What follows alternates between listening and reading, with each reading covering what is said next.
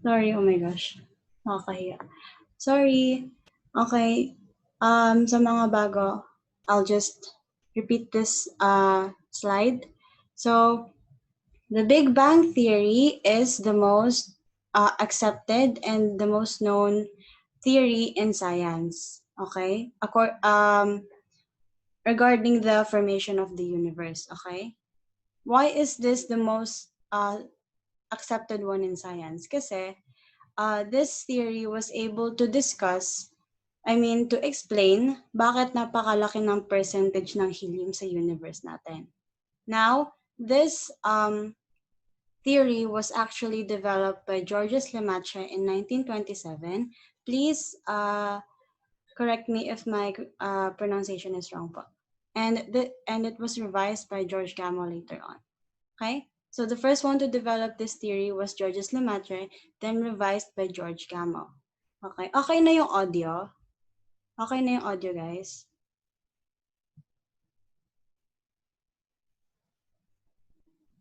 Okay na po. Okay. So, next na tayo.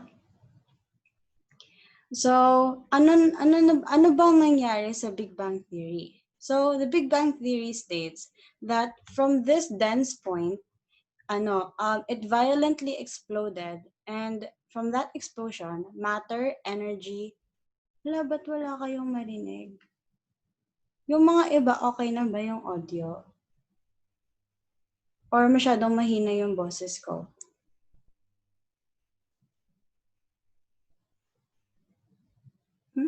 Ba't wala?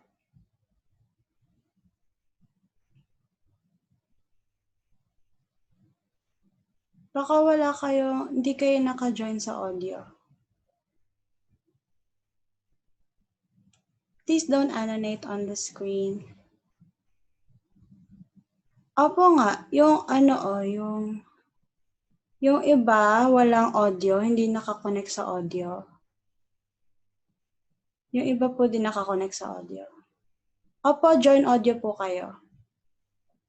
Para marinig niyo po.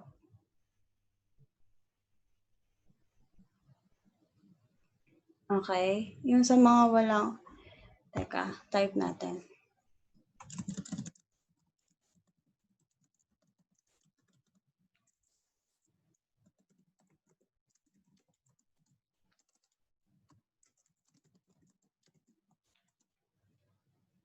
Okay. So, again, the Big Bang Theory states that from this dense point, it violently exploded. Yes po, magsisend po ako ng PowerPoint mamaya. Okay. Now, from this dense point, explode siya, and the Big Bang Theory was divided into two major eras. Okay? The radiation and the matter era. So, the radiation era, which is the first one, dito, it is composed of 8 epochs. What are epochs? Ayun yung stages sa isang era. Okay? So, epochs and stages are the same. Okay? So, i-discuss ko lang dito yung last two epochs, which is lepton and nuclear. Okay? So, anong nangyari dito sa epochs na to? Protons and neutrons fused and created nuclei, resulting to the formation of the first element called helium. Now, because of this formation, they were able to form the first element called helium. That's why napakalaki ng percentage ng helium sa universe natin. Okay? Next naman is the matter era. So this era is composed of 3 epochs, and the first one is atomic. Okay? So ang nangyari sa atomic epoch is now na meron na tayong nuclei, the electrons were able to attach to the nuclei na. Okay? Kasi nung radiation era, napakataas ng temperature ng universe. As you can see here po in the picture, napakataas ng temperature during the radiation era. Ito po yung nuclear era. Okay? Ayan na yung end ng radiation era. Tapos pagdating naman dito sa matter era, which is ito, and this is the first epoch, which is atomic. 6,000 degrees na lang siya compared to these previous temperatures. Okay? So now na nag-cool down na yung universe, the electrons were able to attach to the nuclei, leading to the formation of the second element, which is hydrogen. Okay? So ang una nating element is helium, and yung second is hydrogen. Next, the second epoch is called galactic.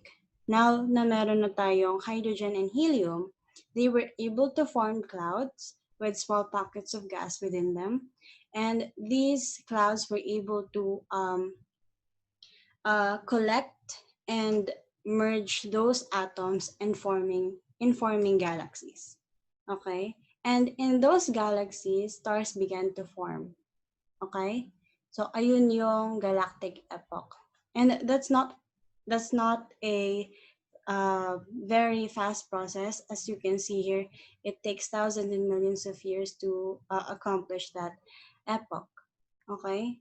Now, here in the third epoch, which is stellar, this is the latest and current epoch that our universe is experiencing now. So this epoch includes the present day. Okay. Now, what is happening in the stellar epoch? Now, the heat within the stars caused the conversion of helium and hydrogen into almost all the other elements, and they became the building blocks of planets, moons, and life. Now, the stellar epoch states na yung heat within the stars, they were able to convert helium and hydrogen into the other known elements ngayon. Okay? And they became the building blocks of planets, moons, and life. Okay? Mamaya, i-discuss natin kung ano yung mga components ng Earth natin. Okay? So, next naman tayo, which is the formation of the solar system. Now, there's also a lot of theories regarding this, but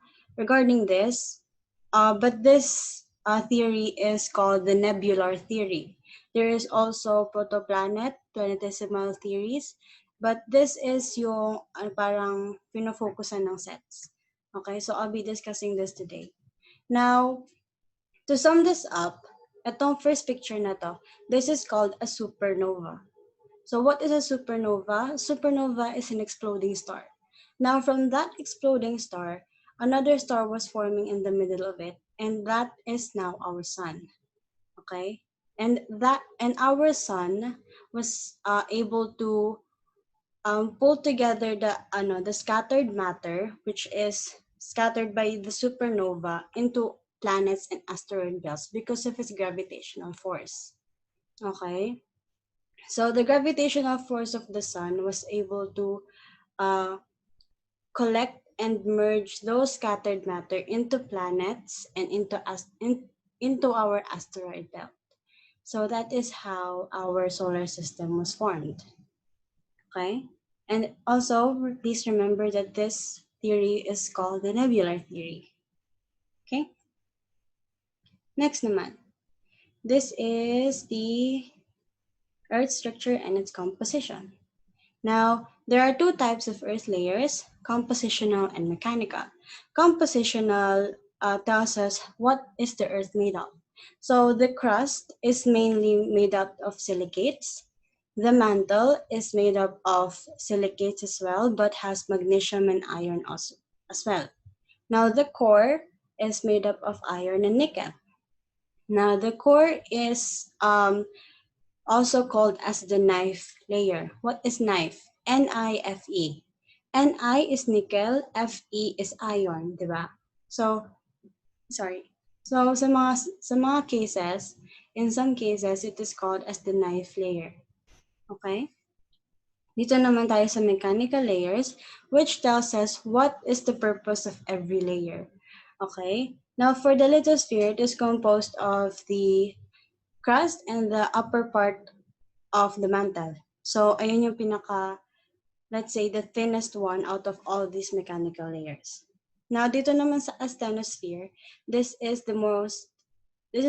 more viscous than any of the other of the, sorry, may nag-admit. Okay.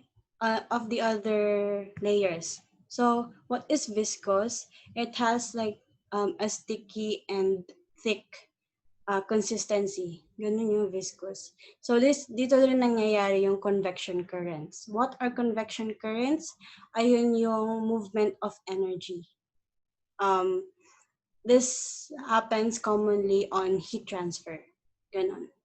Okay, so nakikita nyo dito sa picture, mostly para siyang magma, yung asthenosphere. Okay, next naman is the mesosphere. Yung mesosphere, yan yung pinaka-compact na part ng layer. Yun yung pinaka-compact na layer. Kasi as you go deeper into the earth, mas nag-i-increase yung pressure. Kaya mas nagiging compact yung mga materials na nagko-compose sa earth as you go deeper. Okay? Dito naman sa outer core, this is the liquid outer core. So, but parang nakakalito. Yung mesosphere, solid na, pero bakit may liquid pa din? Now, this is not entirely liquid kasi nasabi lang siyang liquid outer core because meron pa rin nadedetect na wave pag during earthquakes. So what wave is that? That is called the seismic waves. So seismologists still detect seismic waves in the outer core.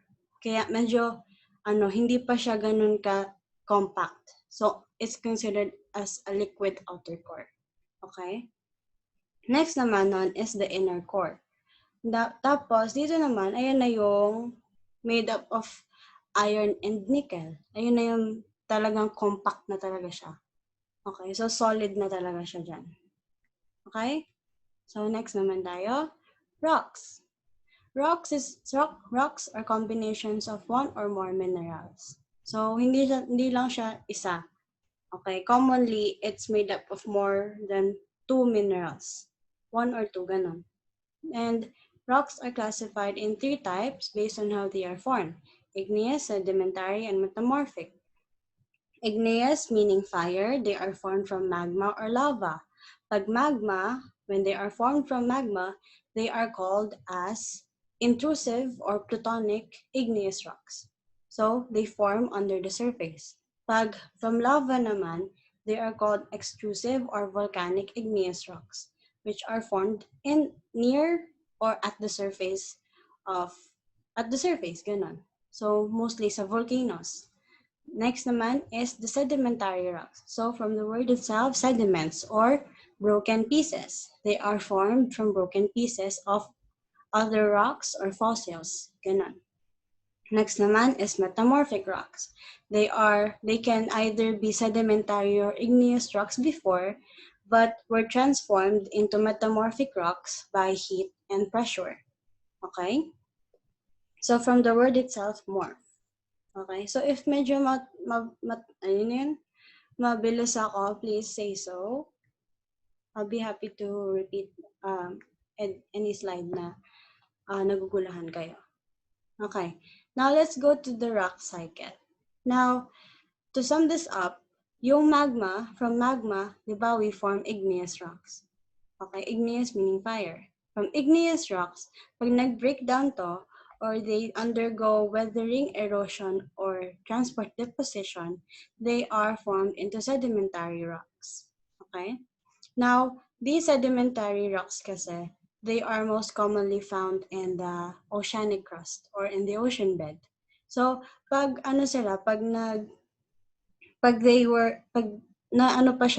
parang they go deep into the earth. I don't know the term, paano ba yan? Like, nabaon pa siya, ganon.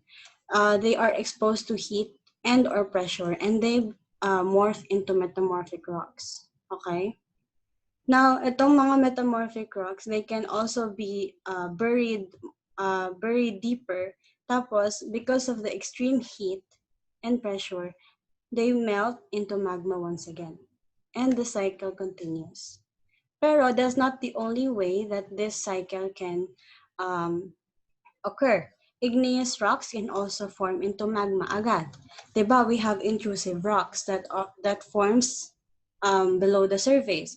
So pag yung mga intrusive rocks na yon, mas mas bumaon sa sa earth, they can be exposed to extreme heat as well and melt again into magma. Okay? And igneous rocks also can be transformed into metamorphic. Just like yun nga, pero yun nga, nababury din sila ng na into the earth, pero it's not enough for it to turn into magma again. So they just morph into another type of rock, which is the metamorphic rocks. Okay? And if those metamorphic rocks break down, they can be formed into sedimentary rocks.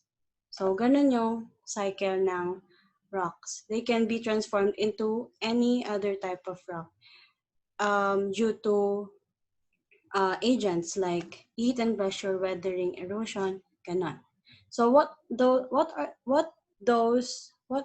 anong ibig sabihin ng mga na yan, terms na yan? So eto siya. These are important terms that you need to know. Weathering, the breaking down of rocks brought about by either physical or chemical means. So pag nagbe-break down yung mga rocks due to wind, water, or human contact, this is called weathering. Okay? Erosion naman, the process by which rock fragments and sediments are carried along by such agents. So, kunyari, di ba pag may landslide, we commonly, yung soil na yon or yung area na yon is already loose. Kasi, um, sorry, because yung area na yon, it is mostly formed or it is mostly made up of sediments or rock fragments or broken pieces. Kaya, they are easily disturbed by agents, and that process is called erosion. Okay? Pag deposition naman, after erosion, there are agents as well, or yun nga, yung mga things na nagdi-disturb sa sa stabilized state mo, they are transferred into other places. Just like here, the process by which rock fragments and sediments carried by agents of erosion are dropped in other places. So it's like transportation of those rock fragments and sediments. Okay? Compacting naman, the process by which rock fragments and other materials that accumulated get cemented together and hardened into a rock. So ayan yung process na nag-undergo yung sedimentary rocks. So from broken pieces, they are once again compacted together. Okay? Now, metamorphism, a change in constitution of rock brought by pressure, heat, and chemical reaction. So ayan yung process na ina-undergo ng metamorphic rocks. Okay? So they transform into another type of rock.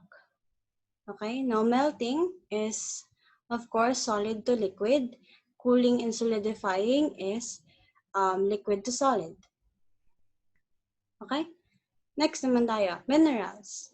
Minerals are naturally occurring inorganic solid that possesses a definite chemical structure. So kung rocks is made up of one or more minerals, minerals are made up of one of the same thing. Okay? So, hindi siya pwede halo-halo. Kunyari, ano mo yung dalawang mineral together, hindi na siya truly a mineral. It's something else na. Okay? Now, for the properties of minerals, we have a total of 8. Now, these are just the properties of minerals, pero I think meron pang iba. But these are the main ones. Okay, so the first one is crystal form. Minerals has a crystallized structure. Here are yours. Okay. So, wait lang, may nag-admit. Okay. So, okay lang po. So, crystal form, di ba most minerals, di ba, has a crystal form. Parang, kunyari yung, basta, talc ata yun. It has like these sharp edges, but it's not quite sharp. Para lang siyang crystallized. Ganon. So, parang alam niyo naman yung itsura ng crystal, di ba? So, yun yung isang property ng mineral. Now, yung odor, some minerals kasi possesses distinctive taste, odor, or feel. Kunyari, yung, sino po nag-ano?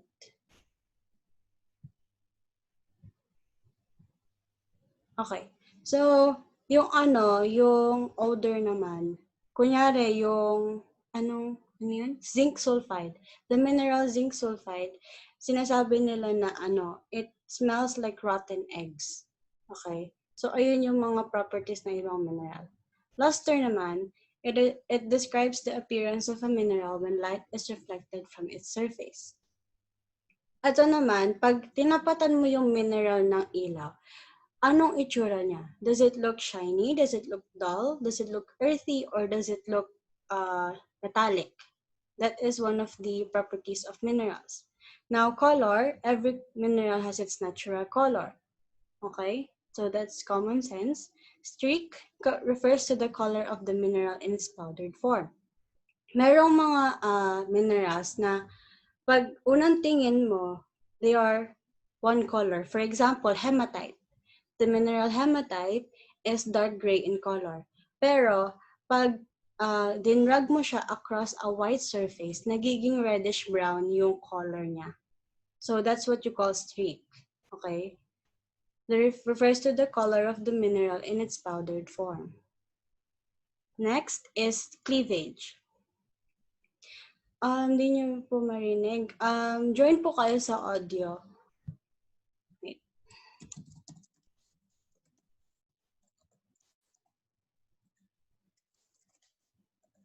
Join po kayo sa audio. Okay.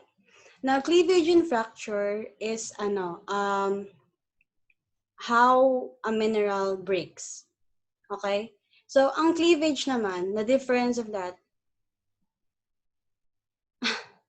yung cleavage, the mineral breaks in a parallel flat surface. Ang fracture naman, it breaks in a random or irregular surface. Okay? So, cleavage, parallel flat surfaces, fracture, random or irregular surfaces. Next, hardness is the resistance of a mineral to scratching by other materials. So, to measure how hard a mineral is, you need bakit ganun? Okay, you need the Mohs hardness scale. Okay, so there are only two things to remember in reading this scale. Number one, the mineral or object with a scale of 10 is the hardest, while those with a scale of 1 is the softest. So, basic, yung 1, yun yung pinaka-soft, yung 10, yun yung matigas. Next, the object or mineral can only scratch those object or mineral below it. Kunyari, this steel nail. It can scratch the knife or glass plate kasi mas mataas yung hardness nung mineral na it is made of. Okay? But the steel nail cannot scratch the masonry drill bit kasi mas mataas yung hardness nung components ng drill bit. Okay? Next, quiz time na tayo. Tapos na tayo sa discussion. So, before we start, meron po ba kayong gustong balikan? Or meron po ba kayong gustong klaruhin?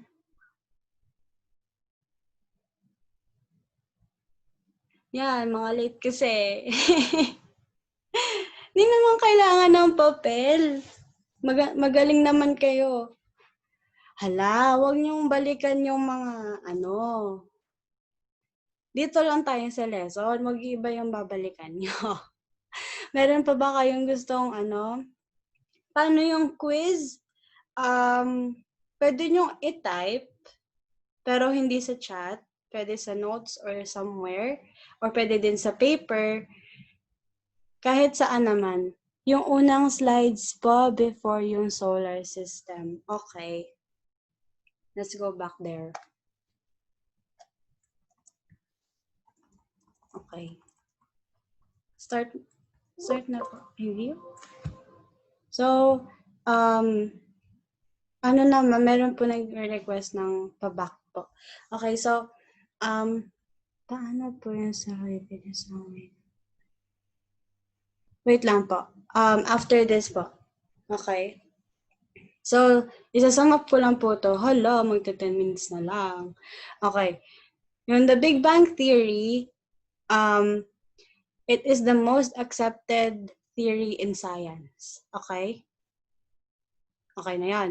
Tapos, it was first developed by Georges Lemaitre in 1927 and revised by George Gamow. Okay? Next. The Big Bang Theory is divided into two major eras, which is radiation and matter. Sa radiation, dito na-form yung helium, the first element in the universe. Yung sa last two epochs niya, sa lepton and nuclear, doon na-form yung first element called helium. Sorry. Yung sa matter era naman, yung sa first epoch niya, which is atomic, doon na-form yung element na hydrogen. Okay?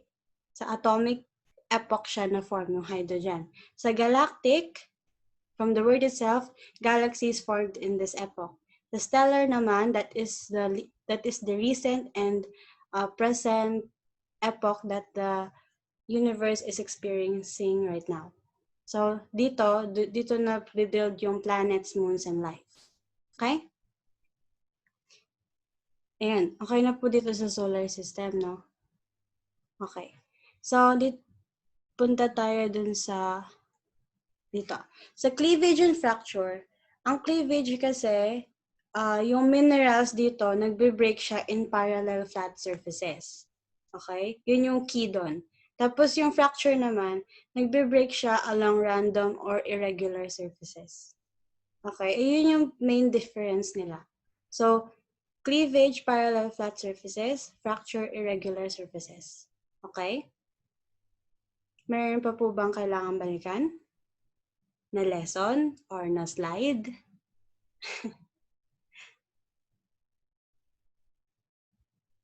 Wala na po?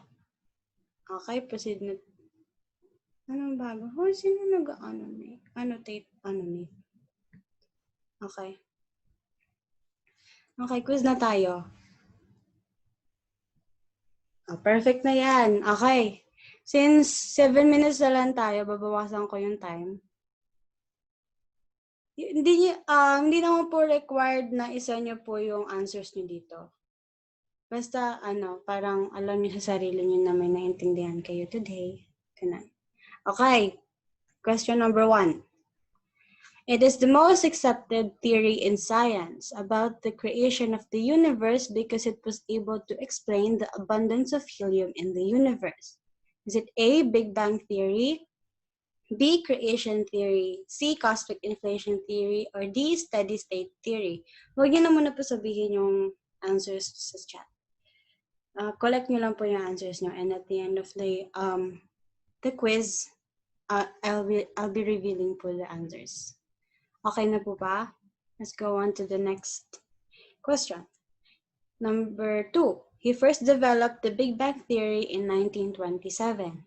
So who is it? A, Georges Lemaitre, B, George Gamow, C, Alfred Wegener, or D, James Newton?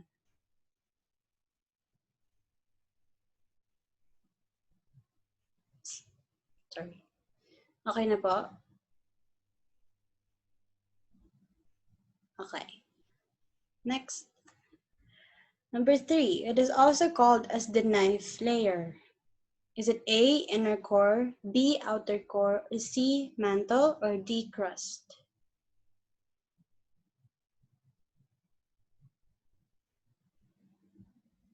Mamaya balik po tayo sa mga numbers na na-skip nyo. Let's finish this po. Knife layer.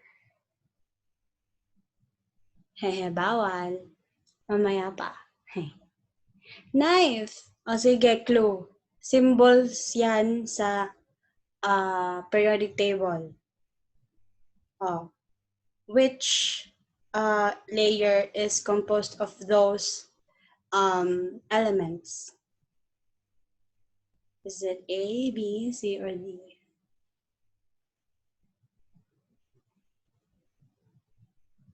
Okay. Next na tayo.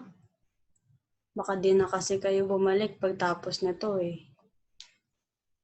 Okay, number 4. This property of mineral states that minerals has a crystallized structure. Is it A, crystal form, B, luster, C, color, or D, hardness?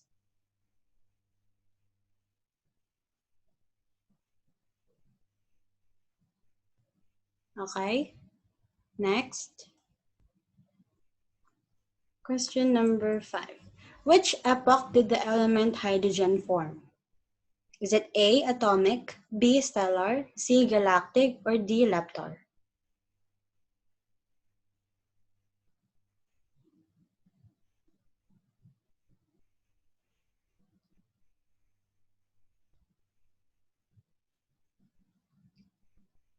Okay, next.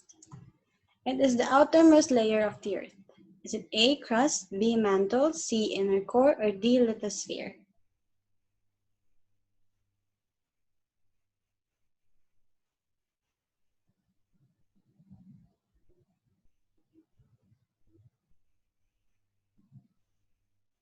This is, ano siya, kabilang siya sa compositional layers.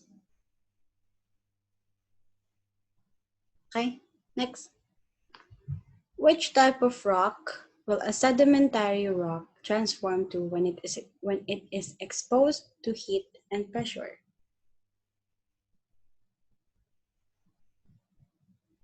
Is it A, a sedimentary rock, B, metamorphic rock, or C, igneous rock? Okay, next. Number 8. The blank theory would have started with a cloud of gas and dust, most likely left over from a previous supernova.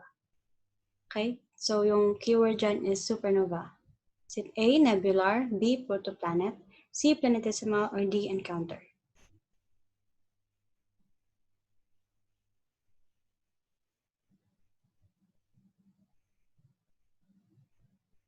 Okay na? Okay. Last two questions. It is the process by which rock fragments and sediments are carried along by such agents. Is it A, weathering, B, erosion, C, cooling, or D, deposition?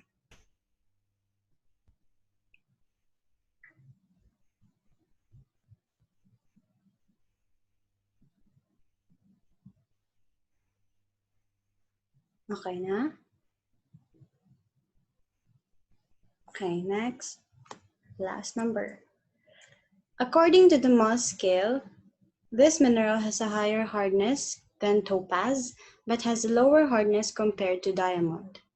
Is it A, fluorite, B, corundum, C, orthoclase, or D, calcite? Di ko nabasa yung 4. Okay, balik po tayo doon mamaya. Okay na? So before I reveal the answers po, balik po muna tayo sa number 1. Kasi may request. Okay, so this is the question number 1. It is the most accepted theory in science about the creation of the universe because it was able to explain the abundance of helium in the universe. Isasend ko naman to po mamaya. Okay? Kaya nga, nag-e-end na. Okay? So, ano yun? Number 4? Okay, ito. Pag nag-end yung meeting, if you guys want to join pa, okay lang. Pero pag hindi, edi wag. Charot.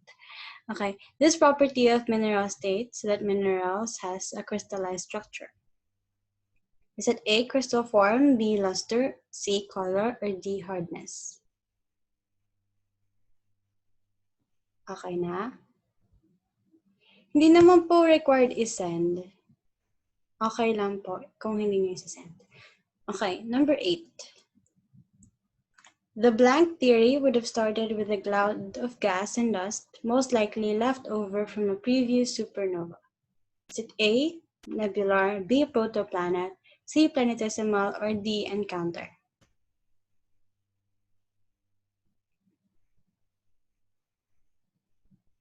Okay na ba? Yes po, papakita ko po yung correct answers. Meron pa po ba kayong kailangan balikan na